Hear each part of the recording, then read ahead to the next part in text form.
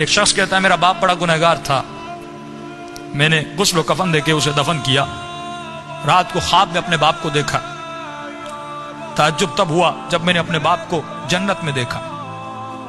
میں نے کہا بابا آپ تو بڑے گنہگار تھے، آپ تو بڑے خطاکار تھے، آپ جنت میں کیا کر رہے ہیں؟ اس نے کہا میرے لال 3 دن تک میری قبر میں آگ جل رہی تھی، 3 دن تک مجھ پر فشار قبر عذاب قبر میں مبتلا تھا، لیکن 3 دن کے بعد کچھ قبریں چھوڑ کر ایک نیک خاتون کو دفن کیا گیا، جس کی آنے کے بعد پورے قبرستان میں جن جن پہ عذاب ہو رہا تھا ان پر اللہ کی رحمتیں نازل ہونے لگیں۔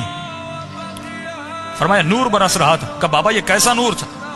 کہ جیسے اس کو دفن کیا پہلی رات بھی، دوسری رات بھی، تیسری رات بھی اس کی قبر میں حسین ابن علی آتے تھے۔ فرمایا جب اس خاتون نے میرے عذاب کو دیکھا، فرمایا اس کے دل میں رحم پیدا ہوا، اور جب امام حسین اس کی قبر میں آئے تو اس نے کہا مولا مجھ پر تو رحمتیں ہیں، لیکن یہ بھی آپ کا چاہنے والا ہے، اس کی قبر میں عذاب ہو رہا ہے، میں چاہتی ہوں میری خاطر آپ اس کی شفاعت کر دیں۔ کہ اس وقت امام نے دعا کے لیے ہاتھوں کو بلند کیا، میرا عذاب ختم ہوا۔ کہ بابا وہ خاتون کون سی تھی؟ کہ اس کا نام یہ تھا، اس کے شوہر کا نام یہ ہے، فلاں محلے میں رہتی تھی۔ یہ نیند سے اٹھا، اس محلے میں گیا، اس شخص کا نام پوچھا کہ فلاں خاتون آپ کی زوجہ تھی؟ کہا۔ کہ اس کا کون سا ایسا عمل تھا؟ کیا وہ بہت زیادہ نمازی تھی؟ کہ نہیں، صرف واجبات پہ عمل کرتی تھی۔ کہ بہت زیادہ قرآن پڑھتی تھی؟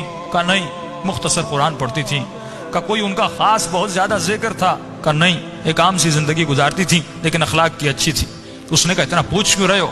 اس نے سارا واقعہ بتایا کہ آپ کی زوجہ کی خاطر میرے باپ کی شفاعت ہو گئی، کوئی تو ایسا عمل ہوگا جس کی وجہ سے امام حسین اس کی قبر میں گئے۔ تو فرمایا ایک عمل تھا جو کثرت سے کیا کرتی تھی۔ کہ وہ کون سا عمل تھا؟ فرمایا روزانہ زیارت عاشورہ پڑھا کرتی تھی۔ یہ مقام اذکرونی اذکرکم ہے کہ ہمارے چاہنے والوں تم ہمیں یاد کرو، ہم تمہیں یاد کریں گے۔